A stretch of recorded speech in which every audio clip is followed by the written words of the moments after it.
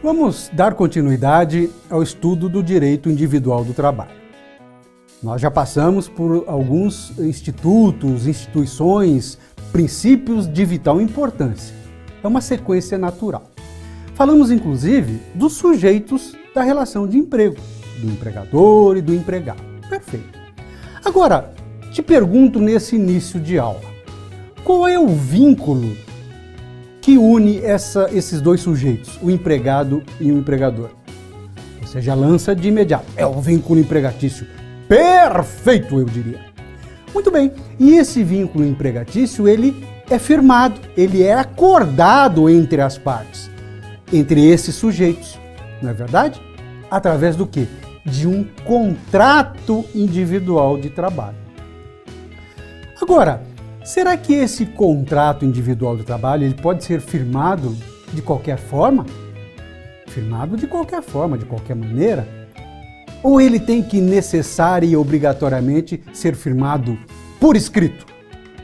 Ah, tem que assinar a carteira, você vai me dizer. Calma, tudo bem. A CLT ela determina essa obrigatoriedade, dizendo, em outras palavras, assim: o contrato individual de trabalho deve ser anotado em carteira de trabalho e previdência social, com aquelas situações mais pontuais, nome do empregador, do empregado, salário, a partir de quando, etc. E fora isso, deve haver um contrato individual de trabalho tratando de todas as demais situações. É isso, tá? Mas o que eu quero te perguntar é justamente essa situação. Esse contrato individual do trabalho, ele só pode ser provado, ele só tem validade se for firmado por escrito? Vamos começar. O contrato individual do trabalho é o acordo tácito ou expresso correspondente à relação de emprego. Vamos por partes.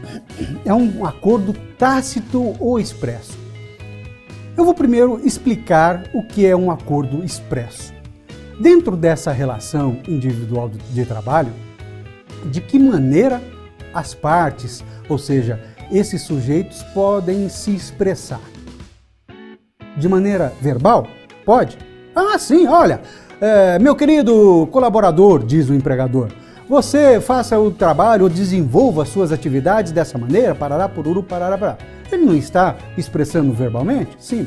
O colaborador, por sua vez, ah, sim, patrão, né? Eu fiz isso, eu fiz aquilo, e parará, e parará. Pode, sem problema nenhum. Como também pode ser de maneira escrita. O empregador, ele coloca alguma coisa no papel e entrega, por exemplo, uma norma interna, um regulamento interno escrito e entrega para o seu colaborador. Perfeito. Mas, pontualmente, relativamente ao contrato individual do trabalho, será que só por escrito, quando se iniciou aquela relação de emprego, obrigatoriamente deve ser escrito?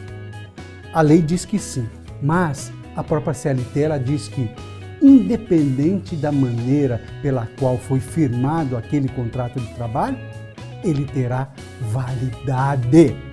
Ou seja, no campo da validade, não interessa para o direito do trabalho de que maneira o contrato foi firmado. É claro que se não for firmado por escrito, poderá ter lá numa sequência uma multa administrativa pela não anotação na carteira de trabalho, etc. Mas para o empregado tem validade desde o início, sendo verbal ou sendo escrito. E o que é um acordo tácito? Ele não é expresso, ou seja, ele não é nem verbal nem escrito. Uma situação tácita é aquela situação na qual ninguém se expressou, ninguém falou nada e tacitamente acontece justamente aquela situação. Um acordo individual de trabalho feito de maneira tácita é muito difícil de se encontrar, mas para que não houvesse também dúvida alguma da sua validade, a CLT disse isso, que mesmo sendo tácito, o acordo é válido. O difícil nessas situações, principalmente de um acordo tácito, como também verbal, é fazer prova de que aquela situação realmente aconteceu.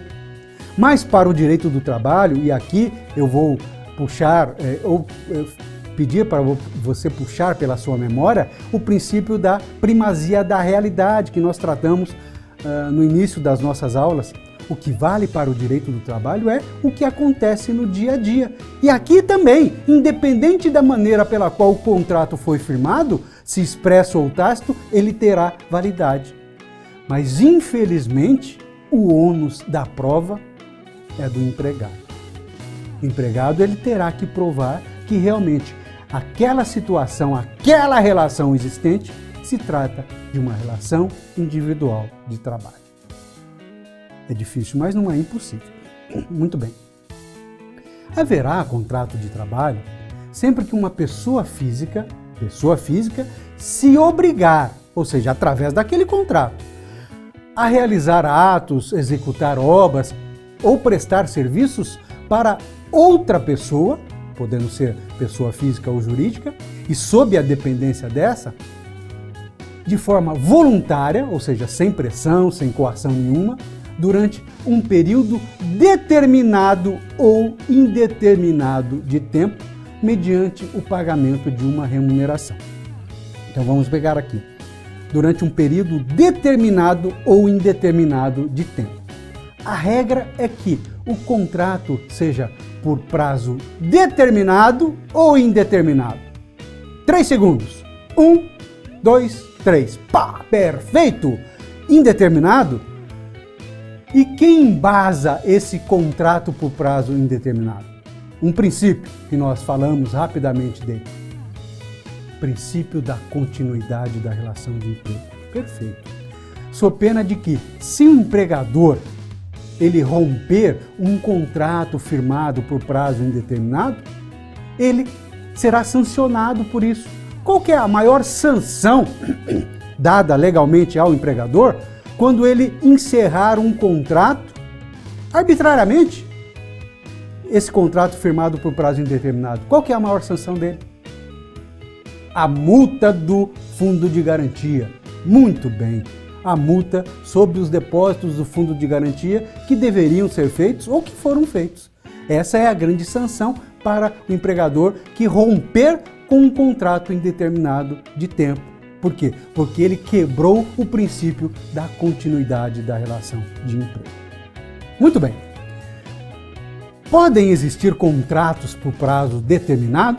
Pode, sem problema nenhum. É exceção, mas pode. A própria CLT, ela determina em que momentos o empregador pode firmar com seu empregado um contrato por prazo determinado. Não é para toda e qualquer relação de emprego, não. A própria CLT, ela determina. E determina também qual o prazo máximo do contrato por prazo determinado. É no máximo de 2 anos. Máximo de 2 anos. Se ultrapassar desse prazo máximo, automaticamente aquele contrato por prazo determinado se transformará em contrato por prazo indeterminado. Isso tem uma importância muito grande. Agora, nesse prazo máximo de 2 anos, o contrato por prazo determinado poderá ser prorrogado por uma vez, uma única vez.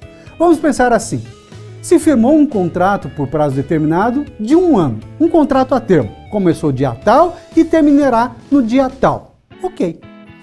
Aí, nesse período, um pouco antes de terminar aquele prazo, as partes se conversam e falam, ó, vamos renovar esse contrato por mais 1 ano? Ah, vamos sim, vamos lá, tal. E prorrogam então por mais 1 ano, sem problema nenhum. O prazo máximo vai ficar de 2 anos. Agora, vamos pensar assim, um contrato de experiência. Você já passou por um contrato de experiência ou está, nesse momento, vivendo um contrato de experiência? Nesse contrato de experiência, não fala ali quando o contrato começou e quando o contrato vai terminar? Sim, um contrato de experiência poderá ter um prazo máximo de 2 anos, porque ele é um exemplo de contrato por prazo determinado? Vamos ver. Por mais que o contrato de experiência seja um bom exemplo de contrato por prazo determinado, ele guarda, sim, algumas peculiaridades. Nós vamos ver aqui essas peculiaridades que o distinguem um pouquinho da regra geral do contrato por prazo determinado. O que é um contrato de experiência? É um período pelo qual os sujeitos, as partes, vão se experimentar, literalmente. O empregador vai verificar se realmente aquele empregado entendeu tudo que ele quer, se realmente desenvolve a função a contento e etc, etc, etc. O empregado da mesma maneira. Se o ambiente de trabalho é sadio, se a remuneração é interessante, se realmente ele está apto a desenvolver aquelas atividades, etc, etc. Mas, se ao final do contrato alguma das partes não quiser continuar, simplesmente acaba sem maiores problemas, sem nenhum ônus a nenhuma das partes. Ou seja, nenhuma delas precisa justificar o porquê contratou e o porquê não quer renovar o contrato ou não quer transformá-lo em contrato por prazo indeterminado. Uma peculiaridade: o contrato de experiência, diferente da regra geral dos contratos por prazos determinados, ele não pode ter um prazo maior do que 90 dias. 90 dias tão somente. Mas ele pode sim ser prorrogado também uma única vez dentro desse prazo de 90 dias. Não pode ultrapassá-lo. Então ele pode ser firmado por 45 e depois ser renovado por mais 45? Pode. Pode ser firmado por 30 e prorrogado por mais 60? Pode. Pode ser firmado por 60 e depois prorrogado por mais 30? Pode. Pode ser prorrogado por mais... firmado por 30 e prorrogado por mais 30 e prorrogado por mais 30 para fechar 90? Quase te peguei nessa, né? Mas eu sei que você está atento. Não pode, porque só pode ter uma prorrogação. Se ele foi firmado por 30, prorrogado por mais 30, quando terminou esses 30, ou acaba-se o contrato e acaba a relação, ou o contrato é automaticamente transferido, transmudado por contrato por prazo indeterminado. Por quê? Porque só cabe uma prorrogação. Tá bem? Agora, vamos pensar assim, se o contrato, na realidade, de experiência ou o contrato por prazo determinado, qualquer que seja ele, for rescindido durante a sua vigência pelo empregador, será que cabe alguma multa? Cabe. Vamos pensar assim, um contrato por prazo determinado geral foi firmado por 2 anos. Mas passado o primeiro ano, o empregador não quer mais. Pode rescindir? Pode. E qual é o ônus? Qual é a sanção que ele sofre? Ele deve pagar a metade daquilo que falta para completar o contrato. Nesse exemplo que eu trouxe, faltaria 1 ano. Então ele é obrigado a pagar como sanção 50% do restante do contrato. Basicamente é isso. E basicamente também era o que nós tínhamos a trazer sobre o contrato individual de trabalho.